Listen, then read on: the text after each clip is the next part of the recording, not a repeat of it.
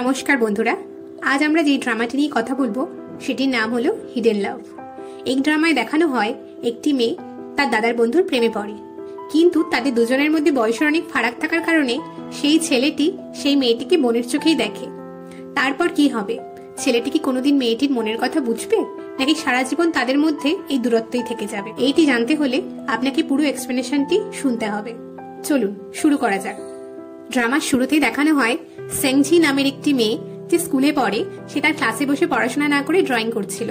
এমন সময় তার ক্লাস টিচার তাকে দেখতে পেয়ে তার গার্জিয়ান কল করে এবং সে তখন তার দাদাকে মেসেজ করে পরের দিন তার সাথে স্কুলে যাবার জন্য, কিন্তু তার দাদা সেখানেই না করে দেয়। তখন সেংজি বাড়িতে এসে জানতে পারে কলেজের ছুটিতে তার দাদা তখন বাড়িতেই এসেছে এবং সে দৌড়ে তার দাদার ঘরে যায়। ঘরে গিয়ে সে সেখানেই দেখে প্রথমবার তার দাদার বন্ধুকে এবং সে সেখানেই মুগ্ধ হয়ে যায়। প্রথমবারের জন্য জ্যাংশি যখন জাওশুকে দেখতে পায় তখনই সে তার প্রেমে পড়ে যায়। সে মুগ্ধ হয়ে সেই ছেলেটিকে তখন দেখতে থাকে। এমন সময় মেয়েটির ভাই ইয়ান তখন ঘরে ঢুকে বলে, তুই আমার বন্ধুর দিকে তাকিয়ে কি করছিস? আমি তো এখানে। তখন সেংজি ইয়ানকে বলে, তুই এত সুন্দর দেখতেও না, আমি তোকে এইরকম দেখে ভেবেছি তুই প্লাস্টিক সার্জারি করিয়েছিস। এ কথা শুনে ইয়ান তার বোনকে মারতে থাকে। সে বলে, আমি কি সুন্দর না? আমি কেন প্লাস্টিক সার্জারি করিয়ে আমার এই সুন্দর চেহারাটা বদলাবো? এরপর তাদের দুজনের মধ্যে মারামারি শুরু হয়। ভাই বোনের খুনসুটি জাওশু চুপচাপ দেখতে থাকে হাসি মুখে। স্কুলে নিয়ে যাবার জন্য ভাইয়ের কাছে সাহায্য না পেয়ে তখন সেংজি জাওশুর কাছে সাহায্য চায়। তুমি কি আমার দাদার জায়গায় আমার সাথে স্কুলে যাবে আমার দাদা সেজে? এবং এতে জাওশু রাজি হয়ে যায়। বাড়ি থেকে যাবার সময় জাওশু তখন সেংজির নাম এবং তার স্কুলের ঠিকানা জেনে যায় এবং পরের দিন সত্যি সত্যি জাওশু সেংজির স্কুলে যায় তার দাদা সেজে। এর পরেই দেখানো হয় 3 বছর কেটে গিয়েছে। এখন সেংজি অনেক বড় হয়ে গিয়েছে এবং তখনই দেখানো হয় তার ভাই ইয়ান কলেজ থেকে বাড়ি এসেছে ছুটিতে। খেতে বসে ইয়ান তার বাবার কাছে বলে যে আমাকে তোমার গাড়ির চাবিটি দাও, কারণ আমার হোস্টেল চেঞ্জ হয়েছে এবং আমার সাথে সাথে আমার বন্ধুদেরও হোস্টেল চেঞ্জ হয়েছে। বন্ধুদের নাম শুনেই সেংজি বুঝতে পারে এখানে জাওশুর কথা হচ্ছে। তখনই সে তার দাদা ইয়ানকে বলে, আমিও তোমার সাথে তোমার কলেজে যাব এবং হোস্টেলে গিয়ে তোমার জিনিসপত্র ঠিক করে আসবো। এই কথা শুনে ইয়ান স্বভাবতই খুব অবাক হয়ে যায়, কিন্তু বাবা মায়ের জোরাজুরিতে সে রাজি হতে বাধ্য হয়। পরের দিন স্কুল থেকে সেংজি তার দাদা ইয়ানের হোস্টেলে যায় এবং সেখানে গাড়ির পেছনে একটি পুতুলকে দেখে তার সেটি পছন্দ হয়ে যায় এবং ঠিক সেই মুহূর্তেই পেছন থেকে জাওশু চলে আসে। এতগুলো বছর পর সেংজি আবার জাওশুকে দেখতে পায় এবং দেখার পর সে আবার মন্ত্রমুগ্ধ হয়ে যায়। সেংজি তখন জাওশুকে দেখে ব্লাশ করতে থাকে এবং লজ্জা পেয়ে পুতুলটাকে নিয়ে খেলতে থাকে। জাওশু সেংজিকে দেখেই চিনে যায় এবং বলে, আরে তুমি তো সেই বাচ্চা মেয়েটা। তখন সেংজি বলে, এখন আমি 11-এ পড়ি, সেই 8-এর বাচ্চা মেয়েটি আর আমি নেই। জাওশু সেংজির হাতে সেই পুতুলটি দেখে বলে, তুমি এখন পুতুল নিয়ে কি করছো? এটি আমার পুতুল, দাও আমি ফেলে দিই।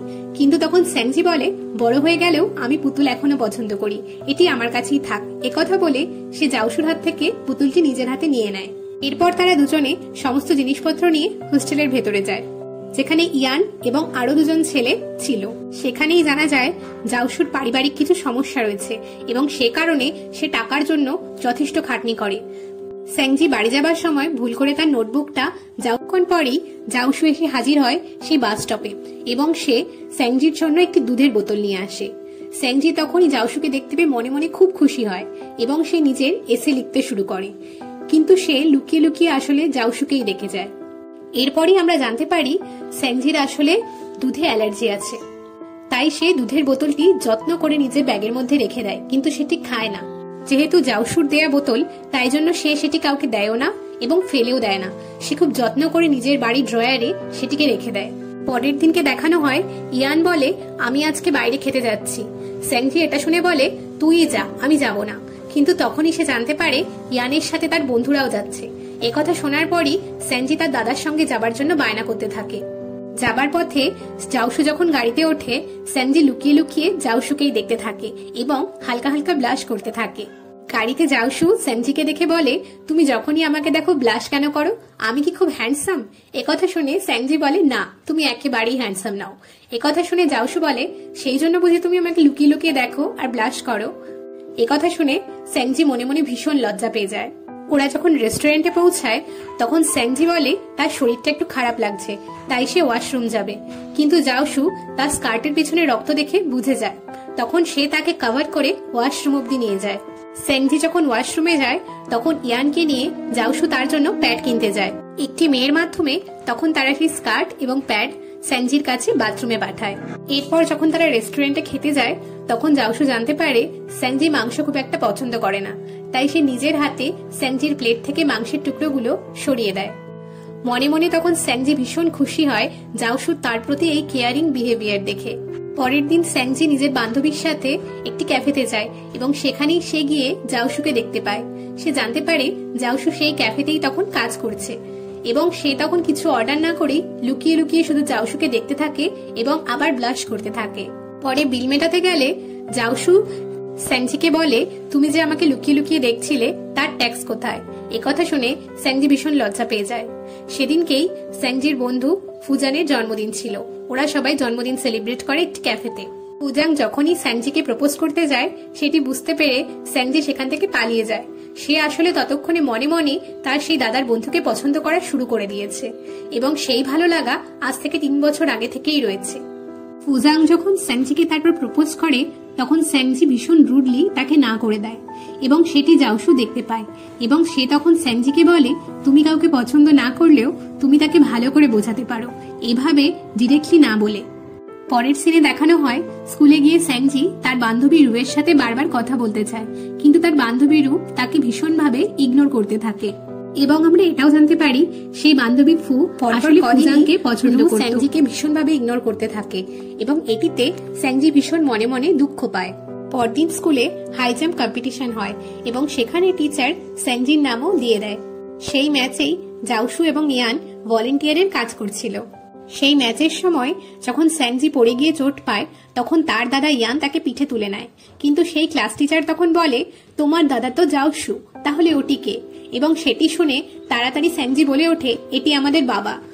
এবং সেখানেই তখন জাওশু বলে ওঠে, হ্যাঁ এটি আমাদের দুজনের বাবা।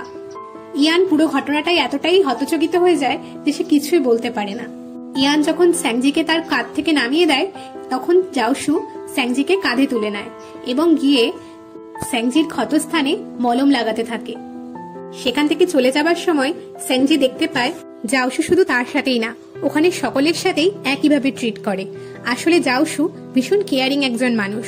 সে এই কেয়ার সবার জন্যই রাখে, শুধুমাত্র স্যাংজির জন্য নয়। এটি বুঝতে পেরে স্যাংজি ভীষণ কষ্ট পায়। পরদিন রূপ শপিং যাবার নাম করে 3টি মেয়ের কাছে নিয়ে যায় যারা রূপকে কয়দিন ধরেই বুলি করছিল টাকার জন্য। স্যাংজিকে পেয়ে এবং তার কাছে টাকা না পেয়ে তারা তখন স্যাংজিকেও মারধর করে। রাস্তায় যখন জাওশু এরপর স্যাংজিকে দেখতে পায় তখনই সে বুঝে যায় স্যাংজির সাথে কিছু একটা হয়েছে এবং সে তখন স্যাংজিকে জড়িয়ে ধরে এবং তাকে সান্ত্বনা দিতে থাকে। স্যাংজি তখন পুরো ঘটনাটাই জাওশুকে বলে দেয় এবং তখন এটা শুনে জাওশু স্যাংজিকে বলে যে তোমাকে এর বিরুদ্ধে লড়াই করতে হবে এবং কালকে ওরা তোমার কাছে আবার আসার আগেই তুমি আজকে গিয়ে বাড়িতে পুরো ঘটনাটি বলবে। এরপর জাওশু স্যাংজিকে নিয়ে একটি অত্যন্ত সুন্দর রাস্তা দিয়ে বাড়ি যায় তার মন ভালো করার জন্য। পরের দিন জাওশু, ইয়ান এবং তার বন্ধুরা মিলে সেই 3টি মেয়েকে উচিত শিক্ষা দেয় এবং 3টি মেয়ের থেকে জাওশু এবং ইয়ান মিলে তখন স্যাংজির পার্সটি নিয়ে যায়। এরপর দেখা যায় রুকে স্কুল থেকে ট্রান্সফার করে দেওয়া হয় কারণ সে ইচ্ছে করে তার বন্ধুকে সেই বুলিদের কাছে নিয়ে গিয়েছিল। দেখতে দেখতে আরো কিছুদিন কেটে যায় এবং দেখা যায় তাদের রেজাল্ট বেরিয়েছে এবং স্যাংজি প্রত্যেক বিষয়ে ভালো রেজাল্ট করলেও সায়েন্সে যথেষ্ট কম নাম্বার পায়। তখন তার বাবা মা মিলে তার জন্য একটি প্রাইভেট টিউটর ঠিক করে, যেটি আর কেউ নয়, ছিল ইয়ান। কিন্তু স্যাংজি কিছুতেই তার দাদা ইয়ানের কাছে পড়া বুঝতে পারে না, তাদের মধ্যে কেবলই মারামারি হতে থাকে। তারপরে তার মা ঠিক করে তার বন্ধু জাওশুকে প্রাইভেট টিউটর হিসাবে, কিন্তু স্যাংজি এটার ব্যাপারে আগে জানে না। সেদিন সকালবেলায় স্যাংজি যখন প্রথমবার দেখতে পায় তার টিচার হিসাবে জাওশুকে, সে মনে মনে ভীষণ খুশি হতে থাকে এবং সামনে লজ্জা পেতে থাকে। একদিন যখন জাওশু ইয়ানের সাথে বসে ভিডিও গেম খেলে সেই সময়ই স্যাংজি লুকিয়ে লুকিয়ে জাওশুর ছবি তুলতে যায়, কিন্তু সেটি জাওশু দেখে নিয়ে খুব সুন্দর একটি পোজ দিতে থাকে। এটি দেখে স্যাংজি মনে মনে ভীষণ লজ্জা পেয়ে যায়। আসলে সে কখনোই বুঝতে দিতে চাইতো না যে তার জাওশুর উপর ক্রাশ আছে। কিছুদিন এভাবেই পড়া চলতে থাকে এবং জাওশু স্যাংজিকে টিউশন দিতে থাকে, কিন্তু স্যাংজির কখনোই পড়াতে মন বসতো না। সে সারাক্ষণ লুকিয়ে লুকিয়ে কেবল জাউসুকে দেখে যেত এবং এটি জাউসু বুঝতে পারে যে তার সায়েন্সে কোনো রকম ইন্টারেস্ট নেই। তাই তখন সে স্যাংজিকে নিয়ে একটি সায়েন্স মিউজিয়ামে যায়। সায়েন্স মিউজিয়াম খোলা হলে তারা দুজন সেখানে অনেক আনন্দ করে এবং বাড়ি ফেরার আগে জাউসুকে স্যাংজি বলে, তোমার কি কোনো গার্লফ্রেন্ড আছে? এটি শুনে জাউসু বলে, আপাতত আমার এসবের জন্য কোনো সময় নেই, কিন্তু আমি তোমায় প্রমিস করছি আমার যদি কোনোদিন গার্লফ্রেন্ড হয় সবার আগে আমি তোমাকে তার সাথে ইন্ট্রোডিউস করাবো। একথা শুনে স্যাংজি একটু খুশি হয়ে যায় যে জাউসুর আপাতত কোনো গার্লফ্রেন্ড নেই। এরপরে ইয়ানের সাথে স্যাংজি বাড়ি চলে আসে। ঘটনাচক্রে স্যাংজির আঁকার খাতাটি জাউসুর হাতে পড়ে যায় এবং সেখানে প্রচুর ড্রয়িং ছিল জাউসু এবং স্যাংজির একসাথে। সে ভীষণ লজ্জা পেয়ে যায়। পরের দিন ইয়ানের হাত দিয়ে ওই ড্রয়িং খাতাটি জাউসু পাঠিয়ে দেয় স্যাংজির কাছে। যখন স্যাংজি ভীষণ লজ্জা পেয়ে যায় তখন সে বাড়ির সবাইকে মিথ্যে কথা বলে সে অনলাইন ডেটিং অ্যাপের মাধ্যমে একটি ছেলেকে ডেট করছে, যাতে জাউসু কোনোভাবে বুঝতে না পারে তার সিক্রেট ক্রাশ আসলে জাউসু নিজেই। পরের দিন ইয়ান এবং জাউসু মিলে কথা বলতে আসে স্যাংজির সাথে তার বয়ফ্রেন্ডের ব্যাপারে এবং তারা জিজ্ঞেস করে যে ওর বয়ফ্রেন্ড এখন কোথায় পড়াশোনা করে। তখন স্যাংজি বলে তার বয়ফ্রেন্ড ইউনিভার্সিটিতে পড়াশোনা করে। তখন জাউসু খুব অবাক হয়ে জিজ্ঞেস করে, তোমার বয়ফ্রেন্ড তোমার থেকে কত বছরের বড়? তখন স্যাংজি বলে 5 বছরের বড়। আসলে তখন স্যাংজি জাউসুর কথাই বলছিল, কিন্তু জাউসু বুঝতে পারে না। জাউসু তখন স্যাংজিকে বলে, এটি তোমার পড়াশোনা করার বয়স, তুমি যখন কলেজে যাবে তখন তুমি পড়াশোনা বাদ দিয়ে তার সাথে সাথে প্রেমও করতে পারো। এ কথা শুনে স্যাংজি রাজি হয়ে যায়। এরপরে জাউসুর বাবা যখন হসপিটালে ভর্তি হয় তখন দেখা যায় জাউসুর কাছে জিয়াং নামের একটি মেয়ে আসে, কিন্তু তখনই আমরা জিয়াং এর পরিচয় জানতে পারি না। এরপরে দেখতে দেখতে ইয়ান এবং জাউসুর গ্র্যাজুয়েশনের দিন চলে আসে এবং সেখানে স্যাংজিও উপস্থিত হয়। স্যাংজি সেখানে উপস্থিত হয়ে লুকিয়ে লুকিয়ে জাউসুকেই দেখে যাচ্ছিল এবং সেটি জাউসুও দেখতে পায়। তখন সে স্যাংজিকে ডাকে। তখন স্যাংজি জাউসুকে ফুল উপহার দেয় এবং সে একটি টাইও জাউসুকে দিতে যাচ্ছিল, কিন্তু তার আগে জাউসুর বন্ধুরা তাকে গ্রুপ পিকচারের জন্য ডেকে নেয়। তখন ওখানে প্রত্যেকে ছবি তোলে এবং জাউসু স্যাংজিকে বলে, এসো আমার সাথে একটু ছবি তুলবে। তখন তারা দুজনে একটি ছবি তোলে। গ্র্যাজুয়েশনের রাত্রির সেলিব্রেশনে যখন ইয়ান প্রচুর ড্রিঙ্ক করে ফেলে তখন জাউসু তাকে বাড়িতে ছাড়তে আসে এবং অনেক রাত হয়ে যাবার কারণে ইয়ানের মা তাকে সেদিন সেখানেই থাকতে বলে। গভীর রাতে স্যাংজি যখন দেখতে পায় জাউসু একা একা বাইরে বসে আছে তখন সে তার কাছে গিয়ে জানতে চায় তার কি হয়েছে। তখন জাউসু স্যাংজিকে বলে তার মাথার উপরে অনেক কর্জ রয়েছে, তার বাবা আসলে প্রচুর ধার দেনা করেছে। তখন স্যাংজি বলে যে আমি যখন বড় হব তখন আমার সমস্ত উপার্জন তোমাকে দিয়ে দেব। একথা শুনে জাউসু হাসে এবং তার দিকে তাকিয়ে থাকে এবং তখন স্যাংজি বলে, আমরা দুজনে মিলে তোমার সমস্ত ধার পরিশোধ করব। পরদিন সকালে যখন জাউসু চলে যায় তখন স্যাংজির মন প্রচন্ড খারাপ হয়ে যায় এবং যাবার সময়ই জাউসু একটি টেক্সট করে স্যাংজির ফোনে এবং লেখে, তুমি নিজের খেয়াল রেখো এবং মন দিয়ে পড়াশোনা করো। যখনই তুমি ভালো রেজাল্ট করবে তখনই আমি তোমার জন্য ভালো ভালো গিফট পাঠাবো ওখান থেকে। এরপরে দেখা যায় স্যাংজি মনে মনে প্রতিজ্ঞা করে সে কিছু করেই হোক জাউসুর শহরের ইউনিভার্সিটিতেই চান্স পেয়ে দেখাবে। একদিন ফোনে স্যাংজি শুনতে পায় ইয়ান কারোর সাথে কথা বলছে এবং সেই কথার মাঝখানেই বলছে জাউসু তো এখন নিজের গার্লফ্রেন্ড নিয়ে বিজি। একথা শোনার পর স্যাংজির মন একেবারে ভেঙে যায় এবং সে কাউকে কিছু না বলে জাউসুর শহরে চলে যায়। সেখানে গিয়ে তার দাদা ইয়ান যখন তাকে ফোন করে তুমি কোথায়, তখন সে বলে আমি জাউসুর শহরে এসেছি আমার সেই অনলাইন ডেটিং পার্টনারের সাথে দেখা করতে। তখন জাউসু সাথে সাথে খবর পেয়ে চলে আসে স্যাংজির কাছে এবং তার সাথে থাকে তার একজন কলিগ। সেই ফিমেল কলিগকে দেখে তখন স্যাংজি ভাবে সেটিই জাউসুর গার্লফ্রেন্ড। দুঃখের আগে তখন স্যাংজি প্রচন্ড কাঁদতে থাকে। তখন তার মনে হয় জাউসু তাকে দেওয়া প্রমিসটা ভেঙে ফেলেছে, যেটি সে বলেছিল তার যখন প্রথম গার্লফ্রেন্ড হবে তখন সবার আগে সে স্যাংজির সাথে তাকে ইন্ট্রোডিউস করাবে। এভাবেই দেখা যায় যে স্যাংজি বাড়ি চলে আসে এবং সে তার দাদাকে জড়িয়ে ধরে প্রচন্ড কান্নাকাটি করতে থাকে। প্রচন্ড দুঃখে এবং অপমানে তখন স্যাংজি নিজের সমস্ত গিফট যা যা সে জাউসুর কাছ থেকে পেয়েছিল এবং যা যা স্মৃতি তার জাউসুকে ঘিরে আছে সমস্ত কিছু একটি বাক্সে ভরে এবং সেটিকে তুলে রাখে। প্রসঙ্গত বলে রাখি, যখন স্যাংজি জাউসুর সাথে দেখা করেছিল জাউসুর শহরে গিয়ে তখন সে সেই টাইটি জাউসুকে দিয়ে আসে, যেটি সে গ্র্যাজুয়েশনের দিন জাউসুকে দিতে পারেনি। এরপরে কেটে যায় অনেকটা সময়। এখন স্যাংজি কলেজে পড়ে এবং সেই কলেজ যেটি জাউসুর শহরে অবস্থিত। স্যাংজি নিজের অতীত জীবনকে ভুলে নতুন করে আবার বাঁচতে শুরু করেছে। নতুন কলেজে গিয়ে স্যাংজির নতুন 3 জন বান্ধবী হয়, যারা তার ক্লাসমেটও হয়, নিং, সিং এবং ওয়ান। এবং পরের সিনে দেখানো হয় ওয়াং নামের সেই মেয়েটি ধাক্কা খেয়ে যায় একটি ছেলের সাথে এবং সে সেখানেই পড়ে যায়। কিছুদিন পর যখন স্যাংজির একটি রুমমেটের জন্মদিন হয়, তখন তারা প্রত্যেকে মিলে একটি ক্যাফেতে তার জন্মদিন সেলিব্রেট করতে যায় এবং সেই ক্যাফেতেই আমরা দূর থেকে দেখতে পাই জাওশুকে। অনেক দিন পরে যখন জাওশু দেখতে পায় আবার স্যাংজিকে, তখন সে ডাকতে থাকে এবং তখন স্যাংজি ও জাওশুকে দেখে অবাক হয়ে যায়। অনেকগুলো দিন পর যখন সে জাওশুকে নিজের সামনে দেখে, তখন সে বুঝতে পারে না সে কি করবে।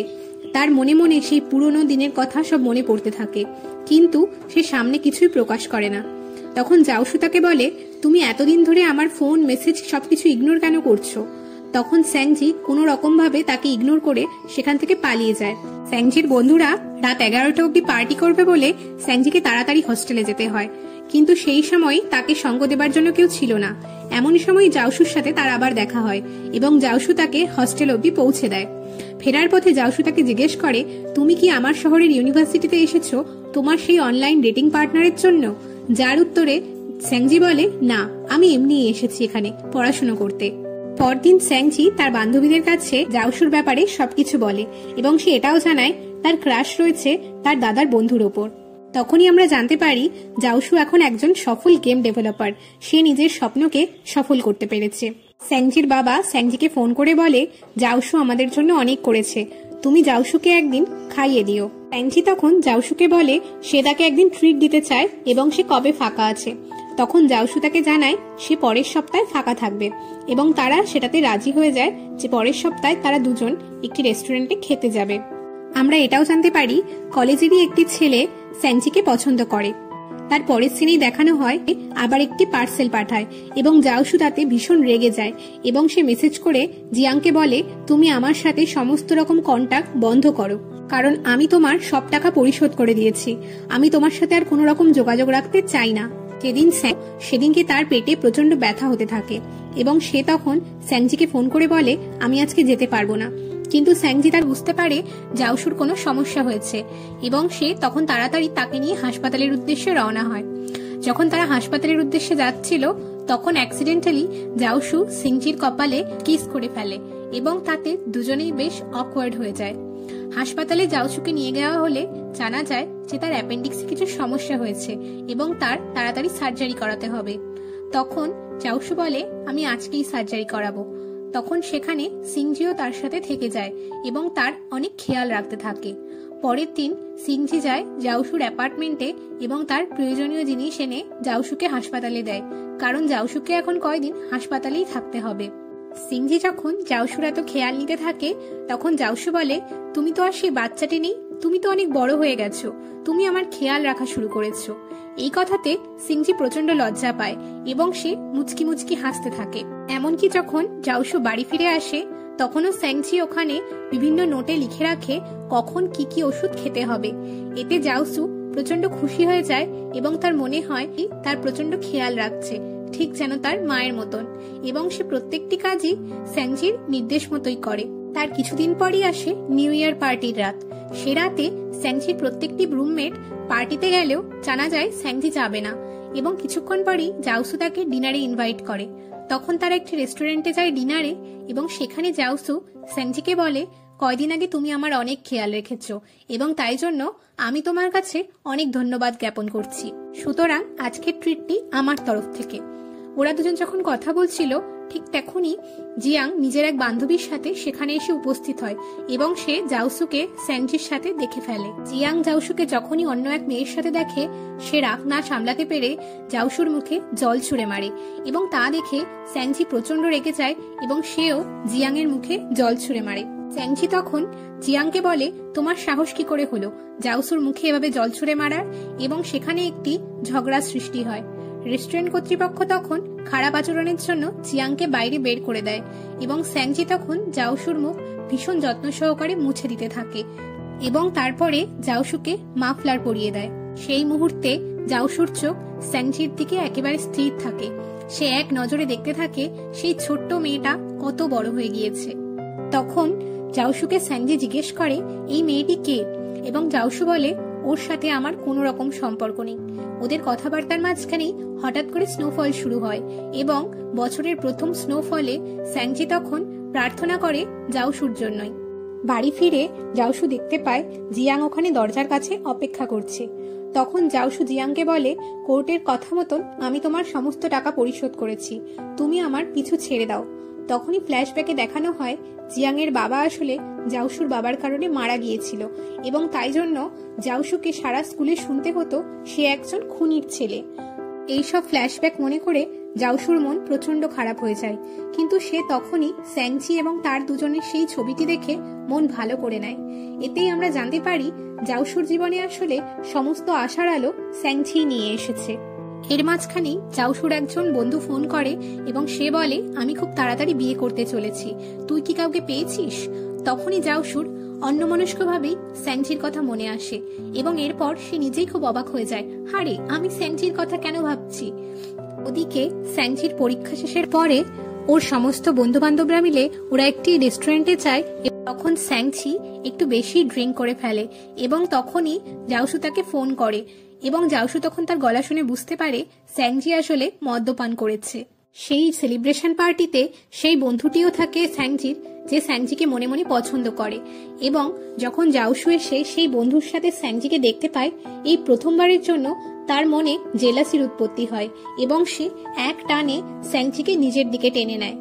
মাতাল অবস্থাতেই স্যাংচি জাউসুকে অনেক কথা বলে ফেলে মনের এবং সে এটাও বলে, জানো আমি একজনকে পছন্দ করি, কিন্তু সে আমাকে পছন্দ করে না, সে সবাইকে স্পেশাল ট্রিট করে, শুধু আমাকে নয়। একথা শুনে জাউসু বলে, হয়তো তোমার ক্রাশ তোমাকে স্পেশাল ফিল করায় না, কিন্তু যদি আমি করাই এবং তোমার মনের মতন মানুষ হয়ে উঠবো, ঠিক যেমনটা তুমি চাও। পরের দিন সকালে স্যাংচির এসব কিছুই মনে থাকে না এবং তখনই তার তিনজন রুমমেট তাকে বলে, কাল রাত্রিবেলা যেই হ্যান্ডসাম ছেলেটি তোমাকে ছাড়তে এসেছিল সে কে? তখন স্যাংচি বলে, ওটা সেই ছেলেটা যার কথা তোমাকে আমরা বলেছিলাম। তখন তারা বুঝতে পারে সেটা হচ্ছে তার দাদার সেই বন্ধু যার উপর স্যাংচির ক্রাশ আছে। পরদিন যখন স্যাংচি বাড়িতে যাচ্ছিল, ঠিক তখনই তার সেই বন্ধু যে তাকে পছন্দ করে সে আসে এবং বলে, আমি তোমাকে পছন্দ করি। তখন স্যাংচি যখনই কিছু বলতে যাচ্ছিল তার মনে পড়ে অনেকদিন আগে জাউসু তাকে বলেছিল, তুমি যদি কাউকে পছন্দ নাও করো কিন্তু সে যদি তোমাকে প্রপোজ করে তোমার খুব নম্রভাবে তাকে না বলা উচিত। তখন স্যাংচি সেই বন্ধুকে ভীষণ নম্রভাবে না বলে এবং এই সমস্ত ঘটনায় জাউসু তার গাড়ি থেকে দেখছিল, কারণ জাউসু তাকে এয়ারপোর্টে ড্রপ করতে যাচ্ছিল। গাড়িতে তখন জাউসু স্যাংচিকে জিজ্ঞেস করে, এই ছেলেটি কি তোমার ক্রাশ? এবং তখন স্যাংচি প্রচন্ড লজ্জা পেয়ে যায় এবং সে অন্যদিক ফিরে বলে, না না, এ আমার ক্রাশ নয়। জাউসু তখন বলে, তোমার কেমন ছেলে পছন্দ? স্যাংচি তাতে আরো লজ্জা পেয়ে যায় এবং সে কিছুই বলতে পারে না। উল্টে তখন স্যাংচি জাউসুকে জিজ্ঞেস করে, তোমার এত বয়স হলেও কোনো গার্লফ্রেন্ড নেই কেন? তখন জাউসু উল্টে তাকে বলে, তুমি একজনকে আমার জন্য খুঁজে দাও। তখন স্যাংচি বলে, আমার বন্ধুরা সবাই আমার বয়সী হবে। তখন জাউসু বলে, কোনো সমস্যা নেই, আমার তাতেও চলবে। একথা শুনে স্যাংচি প্রচন্ড অবাক হয়ে যায় এবং সে বলে, জাউসু তো তাহলে আমাকেও ডেট করতে পারে। এই ঘটনা থেকে আমরা বুঝতে পারি ওদের দুজনের প্রতি একটি ভালো লাগা তৈরি হচ্ছে এবং দুজনের কেউই সেটি কাউকে বলতে পারছে না। ওদিকে জাউসু যখন তার বন্ধুর সাথে কথা বলে তখন তার বন্ধু বলে, তুই যাকে পছন্দ করিস তাকে সময় থাকতেই বলে দে, না হলে দেখবি অন্য কেউ তাকে নিয়ে চলে গেছে। তখন সে তার বন্ধুকে বলে, সেই মেয়েটি অন্য একজনকে পছন্দ করে যাকে নাকি এরকম এরকম গুণ আছে তার মধ্যে। তখন সেটি শুনে তার সেই বন্ধু বলে যে, এটি তো আমার মনে হচ্ছে তোর কথা বলছে, এমন নয় তো সেই মেয়েটি আসলে তোর উপর ক্রাশ খেয়ে বসে আছে? একথা শুনে জাউসু প্রচন্ড অবাক হয়ে যায় এবং সে মনে মনে বলে, এমনটা তো হতেই পারে, স্যাংচির আসল সেই লুকোনো ক্রাশ আমি। কিছুদিন পরে সেই বন্ধুর বিয়েতে স্যাংচি এবং তার দাদা ইয়ান দুজনেই উপস্থিত হয় এবং কিছুক্ষণ পর সেখানে জাউসুও এসে হাজির হয়, কারণ তারা প্রত্যেকেই সেম ইয়ারে পড়াশোনা করত। তারা প্রত্যেকেই ইউনিভার্সিটির বন্ধু ছিল। যখন তারা প্রত্যেকে খেতে বসেছিল তখন স্যাংচির পাতে স্ট্রবেরিটি অন্য একজন নিয়ে নেয় এবং জাউসু সেটা দেখতে পায়। জাউসু তখন স্যাংচিকে আবার জিজ্ঞেস করে, আচ্ছা, তোমার সেই ক্রাশের সাথে তোমার কোথায় প্রথম দেখা হয়েছিল? স্যাংচি তখন তাকে একটি মিথ্যে গল্প শোনায় এবং সেটি শুনে জাউসু বলে, সেদিন রাতে তো তুমি আমাকে অন্য কথা বলেছিলে। তখন স্যাংচি আবার নিজের গল্পটা চেঞ্জ করে দেয়। এতে জাউসু মনে মনে ভাবে, আচ্ছা, তোমার সেই গল্পটা আসলে পুরোটাই বানানো, তোমার এরকম কোনো সিক্রেট ক্রাশই নেই, বা হতে পারে তোমার এই সিক্রেট ক্রাশ আমি নিজেই। এবং সে মনে মনে ভীষণ খুশি হয়ে যায়। এরপরে স্যাংচি তাড়াতাড়ি বাড়ি যাবার জন্য যখন রওনা দেয়, জাউসুও তাকে বলে যে আমি তোমাকে পৌঁছে দিয়ে আসি, তোমার একা একা যেতে হবে না। কারণ ইয়াং প্রচন্ড রকম ভাবে মদ্যপান করার ফলে সে তার হুঁশে ছিল না। জাউসু তখন মনে করে স্ট্রবেরি কিনে আনে স্যাংচির জন্য এবং তা দেখে স্যাংচি প্রচন্ড খুশি হয়ে যায় এবং সে স্ট্রবেরি খেতে থাকে। যখন স্যাংচি জাউসুকে বলে, এ নাও তুমিও স্ট্রবেরি খাও, তখন জাউসু নিজে স্যাংচির হাত থেকে স্ট্রবেরি খায় এবং এতে স্যাংচি প্রচন্ড ব্লাশ করতে থাকে। তার মনেও তখন ভালো লাগার উৎপীড়ন শুরু হয়। এখান থেকে আমরা দেখতে পারি তখন পুরোপুরি জাউসু স্যাংচির সঙ্গে ফ্লার্ট করতে শুরু করে দিয়েছে, কারণ তার মনেও কোথাও না কোথাও ধরা দিয়েছে যে সেই আসলে স্যাংচির সেই পুরনো ক্রাশ। বাড়িতে নামানোর সময় জাউসু স্যাংচিকে একটি ব্রেসলেট গিফট করে নিউ ইয়ার গিফট হিসাবে এবং বলে, কালকে তুমি যেই ফ্লাইটে যাচ্ছ সেই ফ্লাইটে আমিও যাচ্ছি, চলো আমরা একসাথেই যাই, আমি তোমাকে সকালে নিতে আসবো। এতে স্যাংচি বলে, ঠিক আছে। এরপর সে শুভরাত্রি বলে নিজের ঘরে চলে যায় এবং গিয়ে সেখানে ব্রেসলেটটি খুলে দেখতে থাকে। রুমে এসে স্যাংচি যখন নিজের কথা ভাবছিল, জাউসুর সাথে তার কয়দিনের পরিবর্তনের কথা, তখন সে বুঝতে পারে জাউসুও কোথাও না কোথাও তাকে পছন্দ করতে শুরু করেছে এবং এতে স্যাংচি প্রচন্ড খুশি হয়ে যায় এবং সে জাউসুর কথা আরো বেশি বেশি করে মনে করতে থাকে এবং সে লজ্জা পেতে থাকে। এয়ারপোর্টে বসেই স্যাংচি জাউসুকে বলে, তোমার গার্লফ্রেন্ড তো সেই মেয়েটি না যে সেই দিন এয়ারপোর্টে আমাকে দেখা করতে এসেছিল? তখনই সে জানতে পারে আসলে সেই 3 বছর আগে যে যাকে দেখে সে ভেবেছিল সেটি জাউসুর গার্লফ্রেন্ড, সেটি আসলে তার কলিগ এবং সে মনে মনে এতে প্রচন্ড খুশি হয়। সে বুঝতে পারে জাউসু আসলে কোনো মেয়ের সাথে এতদিন ডেট করেনি এবং সে তার কোনো প্রমিসও ভাঙেনি। এরপরে বাড়ি ফেরার পথে জাউসু নিজের সেই বন্ধুকে ফোন করে বলে, তুমি আমাকে কিছু ডেটিং টিপ দাও। তখন সেই বন্ধু বলে, তুমি যদি সেই মেয়েটিকে এখন প্রপোজ করতে চাও তাহলে তোমাকে তাকে নিয়ে অনেক ডেটে যেতে হবে। একথা শুনে জাউসু মনে মনে ব্লাশ করতে থাকে। সেই বন্ধুর কথা মতোই তখন জাউসু স্যাংচিকে ডেটে ডাকে এবং সে বলে, কালকে আমরা একসাথে লাঞ্চ করতে পারি? একথায় স্যাংচি প্রচন্ড খুশি হয়ে যায় এবং সে রাজি হয়ে যায়। পরদিন জাউসু স্যাংচিকে নিয়ে যখন ডেটে বেরোয় তখন সে বলে, তোমাকে আজকে অনেক সুন্দর লাগছে। একথা শুনে স্যাংচি ব্লাশ করতে থাকে। তখন জাউসু তাকে নিয়ে একটি রেস্টুরেন্টে যায় যেখানে তার সেই কলিগ আগে থেকে উপস্থিত ছিল। সেই মেয়েটি তখন স্যাংচিকে বলে, জাউসু কখনোই কোনো মেয়ের সাথে সম্পর্কে জড়ায়নি, আমি এটি বলতে পারি কারণ আমি ওর ডাইরেক্টর এবং সহকর্মী। একথা শুনে স্যাংচি বুঝতে পারে সে আসলে কত বড় ভুল বুঝেছিল আজ থেকে অনেক দিন আগে জাউসুকে। ঠিক সেই মুহূর্তেই জাউসুর অফিসের অনেক কর্মচারী সেখানে এসে হাজির হয় এবং স্যাংচিকে দেখে জিজ্ঞেস করে, এটি কে? জাউসু তখন তাকে বোন পরিচয় না দিয়ে বলে, এটি আমার বন্ধু। স্যাংচি এটাতে প্রচন্ড খুশি হয় কারণ অতীতে প্রতিবার জাউসু তাকে বোন বলে পরিচয় দিত এবং সে মনে মনে কোথাও ভাবতো এই বোন বলে পরিচয় দেবার জন্যই তারা কখনো দুজন দুজনকে ডেট করতে পারবে না। কিন্তু এখন স্যাংচির মনে হয় কোথাও না কোথাও জাউসুর মনেও তার জন্য জায়গা তৈরি হয়েছে এবং তারা দুজন দুজনের অনেকটা কাছে এসে পড়েছে। একথা ভেবে স্যাংচি প্রচন্ড খুশি হয়। এরপরে যখন স্যাংচি জাউসুকে জিজ্ঞেস করে, তুমি কি তোমার কলিগকে বলেছো আমার কাছে এসব বলতে? তখন জাউসু বলে, হ্যাঁ, আমি চাই না তোমার আর আমার মধ্যে কখনো অন্য কাউকে নিয়ে ভুল বোঝাবুঝি তৈরি হোক। এটি শুনে স্যাংচি হেসে ফেলে এবং তারা দুজনে ওখান থেকে চলে যায়। কিছুদিন পর স্যাংচির জন্মদিন আসে এবং সেই দিনটি জাউসু যথেষ্ট সুন্দর করে সেলিব্রেট করে। সে সকালবেলায় স্যাংচিকে নিয়ে ঘুরতে বেরিয়ে যায়। তারা যখন মুভি দেখতে যায় তখন জাউসু নিজের হাতটা স্যাংচির দিকে বাড়িয়ে দেয়। তখন স্যাংচি বলে, না, আমাদের হাত ধরা উচিত নয়। তখন জাউসু বলে, সরি, তুমি তো এখনো আমার গার্লফ্রেন্ড হওনি। একথা শুনে স্যাংচি প্রচন্ড অবাক চোখে জাউসুর দিকে তাকায়। সে বুঝতে পারছিল না এর উত্তর সে কিভাবে দেবে। মুভি দেখার পর জাউসু তাকে নিজের বাড়ির ছাদে নিয়ে আসে এবং স্যাংচি সেখানে এসে দেখতে পায় যে তার জন্মদিন উপলক্ষে জাউসু খুব সুন্দরভাবে চারদিক সাজিয়েছে এবং লাইটিং করেছে। সেই সুন্দর সুন্দর ডেকোরেশন দেখে সে প্রচন্ড খুশি হয় এবং সে আরো জানতে পারে জাউসু তার জন্য পছন্দের কেক বানিয়েছে। তখন সে একেবারে ব্লাশ করতে থাকে। ছাদে তখন মৃদুমন্দ হাওয়া বইছিল এবং তার মধ্যে একটা প্রচন্ড রোমান্টিক এনভায়রনমেন্ট তৈরি হয়। এবং তার মধ্যেই জাউসু তখন স্যাংজিকে জিজ্ঞেস করে, তোমার কেমন ছেলে পছন্দ? এবং এই কথায় স্যাংজি উত্তর দেয় যে টল হবে, হ্যান্ডসাম হবে এবং যে আমাকে অনেক ভালোবাসবে। এ কথা শুনে জাউসু বলে, আমার মধ্যেও তো এইসব কোয়ালিটি আছে, তাহলে কি চাইলে আমিও তোমার বয়ফ্রেন্ড হতে পারি? তখন স্যাংজি বলে, না, তুমি তো আমাকে ছোট বোনের মতন দেখো। তখন জাউসু বলে, আগের কথা বাদ দাও, এখনের কথা ভাবো। আমি সত্যিই বললাম যে আমিও কি চাইলে তোমাকে ডেট করতে পারি।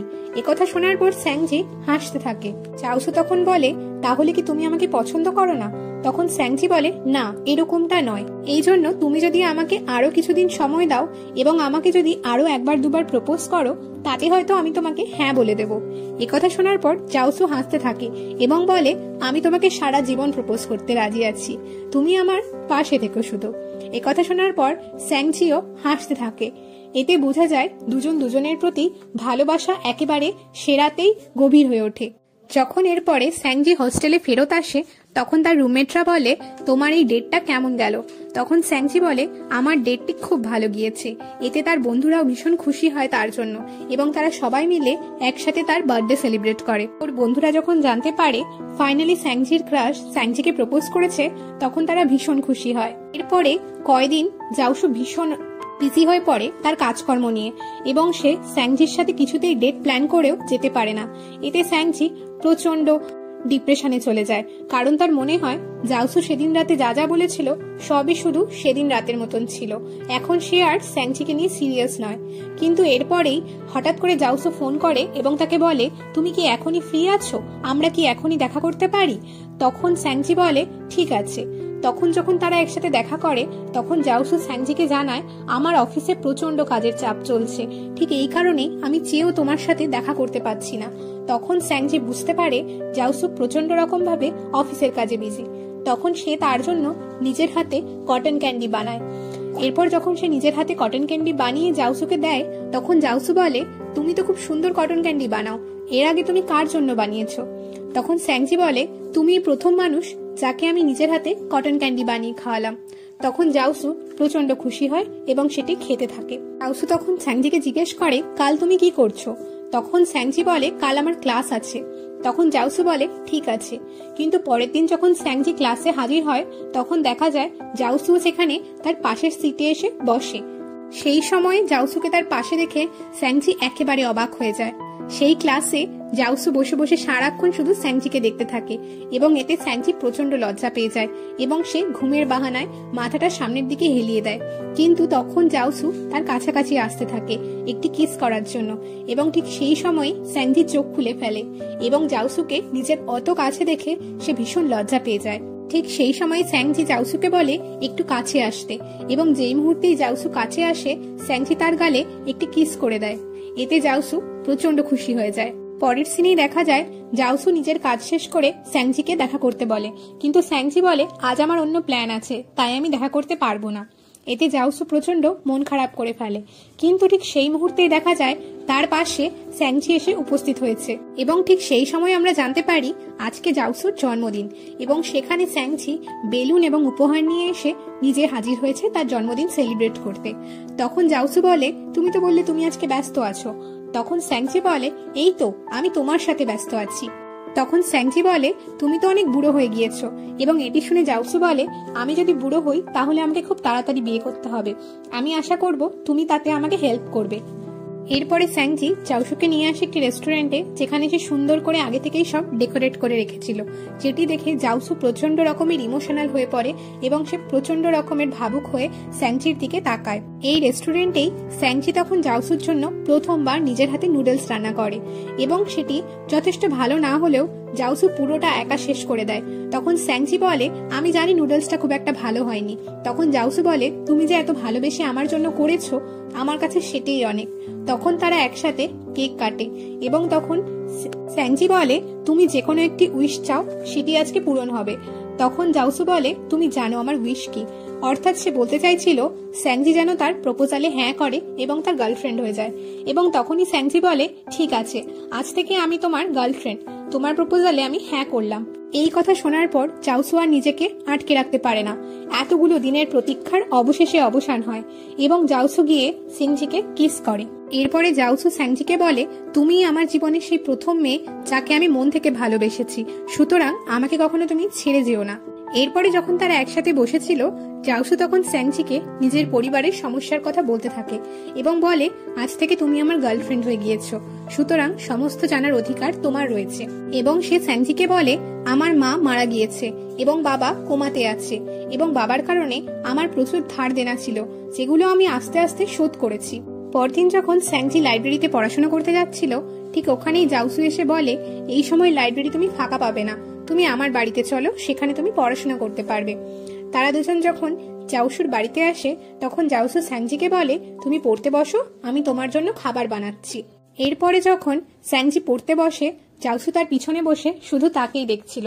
এর জন্য স্যাংজি তার সামনে এসে ভালো করে তার চেহারাটা তাকে দেখায় এবং বলে, এবার হয়েছে? তখন জাউসু তাকে জড়িয়ে ধরে বলে, না, এখনো আমার হয়নি, এবং তাকে বিছানাতে ফেলে তাকে কিস করতে যায়।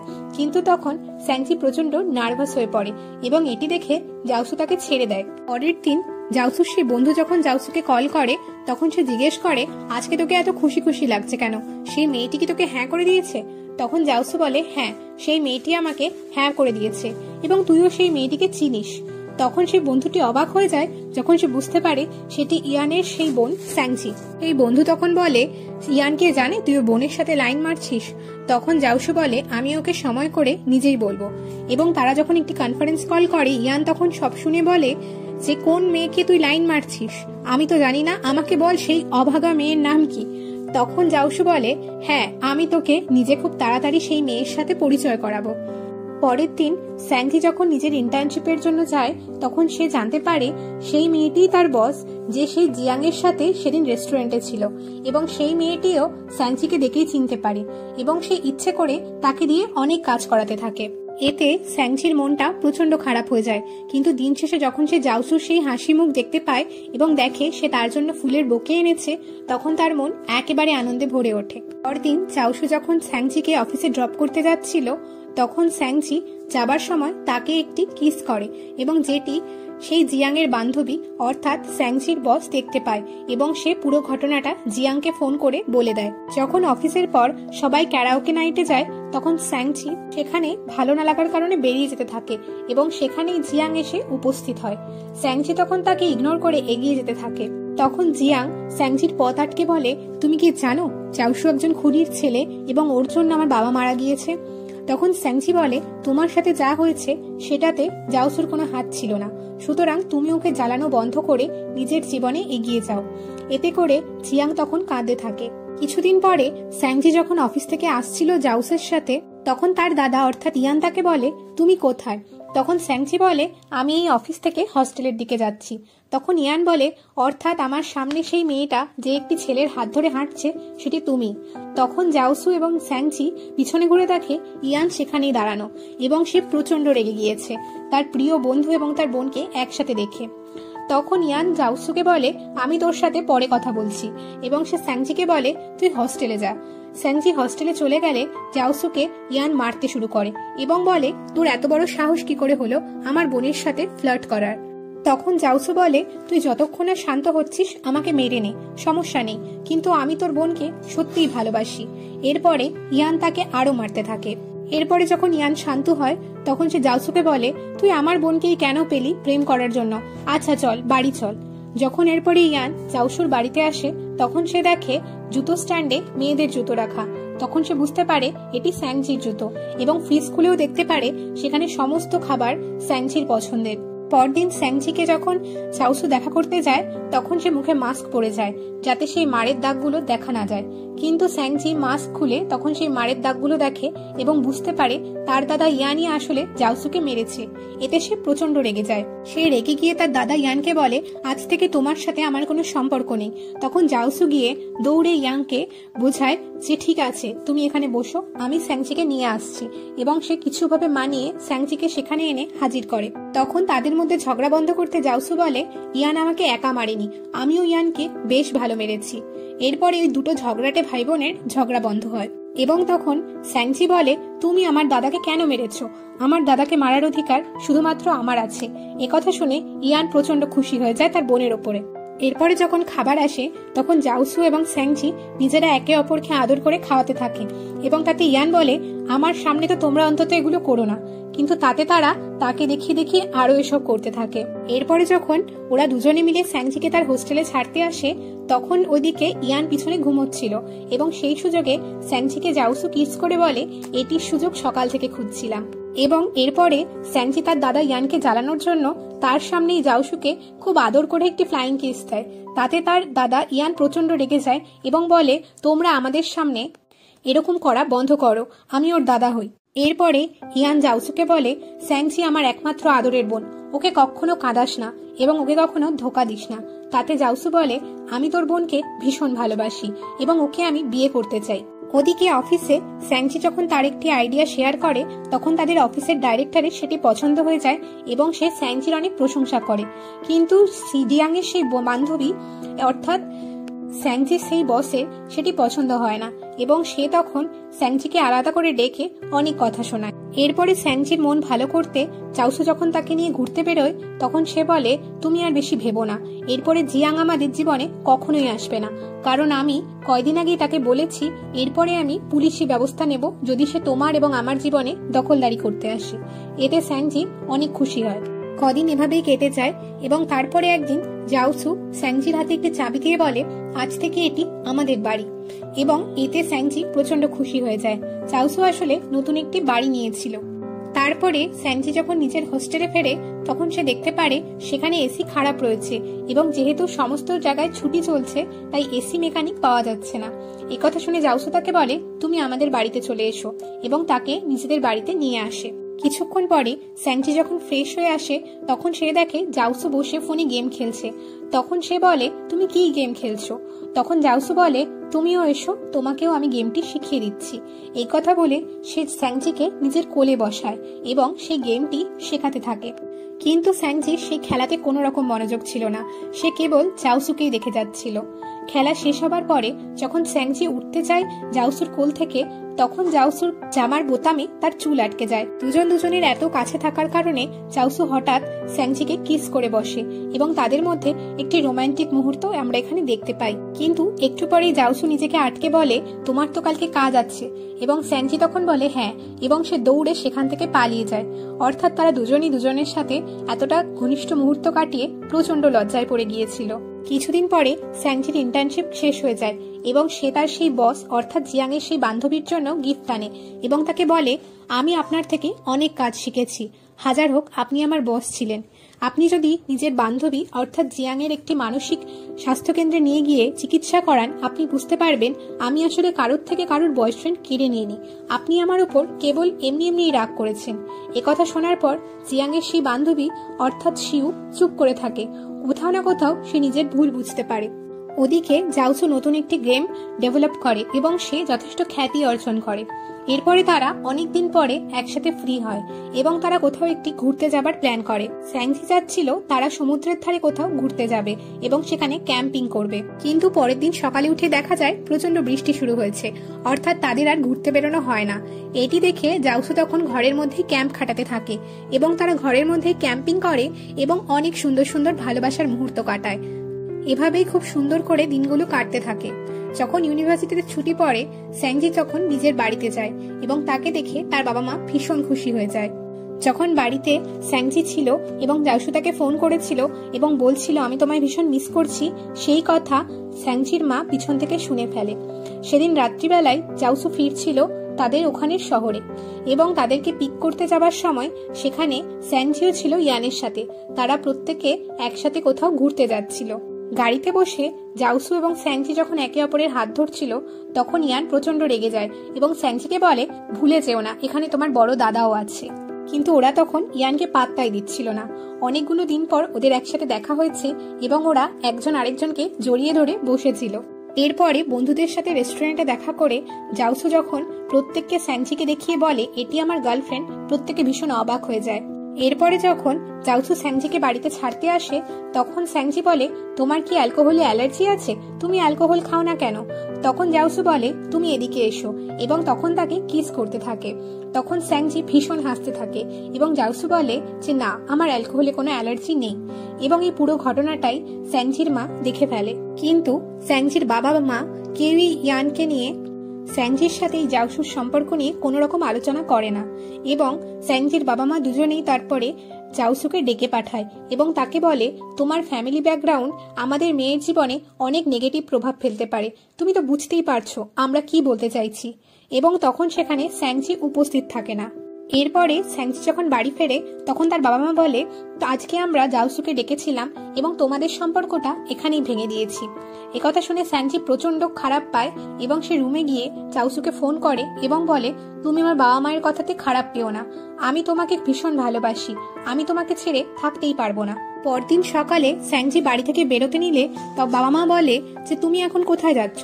তখন স্যাংজি বলে, আমিও জাউসুর সাথে শহর ছেড়ে চলে যাচ্ছি, আবার সেই জাউসুর শহরে, অর্থাৎ আমার ইউনিভার্সিটিতে। তখন তার বাবা মা বলে, কিন্তু তোমার তো এখন যাবার কথা নেই। তখন সে বলে, না, জাউসুর দরকার, আমারও দরকার, আমি জাউসুকে ছাড়া এখন এক মুহূর্ত থাকতে পারবো না। তোমরা একবার তোমার মেয়ের ভালোবাসার ওপর বিশ্বাস করে দেখো, জাউসু আমাকে ভীষণ ভালোবাসে। একথা শোনার পর তার বাবা মা তাকে মাথা নেড়ে সায় দেয় এবং সে গিয়ে অপেক্ষা করতে থাকে এয়ারপোর্টে। কিছুক্ষণ পর জাউসু সেখানে অপেক্ষা করতে থাকা স্যাংজিকে নিতে আসে। সেই অনেক বছর আগের সেই ক্লাস 11-এ পড়া স্যাংজিকে যখন সে নিতে এসেছিল সেই একই সময়ের কথা তার মনে পড়ে যায়। স্যাংজিকে সে কাঁদতে দেখে বলে, তোমার কি হয়েছে? তখন স্যাংজি জাউসুকে বলে, তোমার মনে আছে কয়েক বছর আগেও তুমি এমন ভাবে দৌড়ে দৌড়ে আমাকে এয়ারপোর্টে নিতে এসেছিলে। তখন তুমি ভেবেছিলে আমি কোনো অনলাইন ডেটিং পার্টনারকে দেখতে এখানে এসেছিলাম, কিন্তু না, আমি সেদিনকে তোমাকে দেখতে এখানে এসেছিলাম। আমার কখনোই কোনো অনলাইন ডেটিং পার্টনার ছিল না। সেই ছোটবেলা থেকে আমি তোমাকেই পছন্দ করে এসেছি এবং যাতে তুমি সেটা বুঝতে না পারো তাই আমি সেই গল্পটি অনলাইন ডেটিং পার্টনারকে দিয়ে ভুলিয়ে দিতে চেয়েছিলাম। আমি ভেবেছিলাম তোমার জীবনে অন্য কোনো মেয়ে এসেছে এবং তাকে দেখতেই আমি এসেছিলাম। এই সমস্ত কথা শুনে জাউসু একেবারে স্তব্ধ হয়ে যায় এবং সে তখন স্যাংজিকে জড়িয়ে ধরে। স্যাংজি আরো বলে, যেদিন সেই প্রথমবার তুমি আমার দাদার ঘরে বসেছিলে সেই মুহূর্ত থেকেই আমি তোমাকে পছন্দ করা শুরু করেছি। আমার নিজের অজান্তেই আমি তোমাকে এত ভালোবেসে ফেলেছি যে আমার জীবন থেকে তোমাকে এখন বাদ দেওয়া সম্ভবই নয় এবং আমি এটি কখনোই করতে পারবো না। এসব কথা বলে সে প্রচন্ড কাঁদতে থাকে। তখন জাউসু বলে, কিন্তু তুমি কিসের জন্য ভয় পেয়েছো? তখন স্যাংজি বলে, আমি ভেবেছি তুমি আমার বাবা মায়ের কথা শুনে আমাকে ছেড়ে চলে গিয়েছো। তখন জাউসু বলে, ওনারা যদি কখনো আমাদের মেনে নাও নেন তাহলেও আমি ওনাদের থেকে তোমাকে চুরি করে নিয়ে আসবো। সেদিন রাত্রিবেলা জাউসু স্যাংজিকে বলে, তুমি জানো আমি আজকে আমাদের পুরোনো মুহূর্তগুলো ভাবছিলাম এবং আমি বুঝলাম তুমি সেই কোন ছোটবেলা থেকে আমাকে ভালোবাসো এবং আমি বোকা সেটি বুঝতে না পেরে তোমাকে কত কাঁদিয়েছি। একথা শুনে স্যাংজি তাকে কিস করে এবং তারা অনেক সুন্দর মুহূর্ত একসাথে কাটায়। এরপরে কিছু তার অফিসে রিজাইন দেয়। সে চাচ্ছিল স্যাংজির শহরেই সে কিছু একটা কাজ করবে। কিছুদিন পরে জাউসুর বাবা হঠাৎ করেই মারা যায় এবং তখন তার পাশে স্যাংজি একমাত্র দাঁড়িয়ে থাকে এবং সে তার পাশে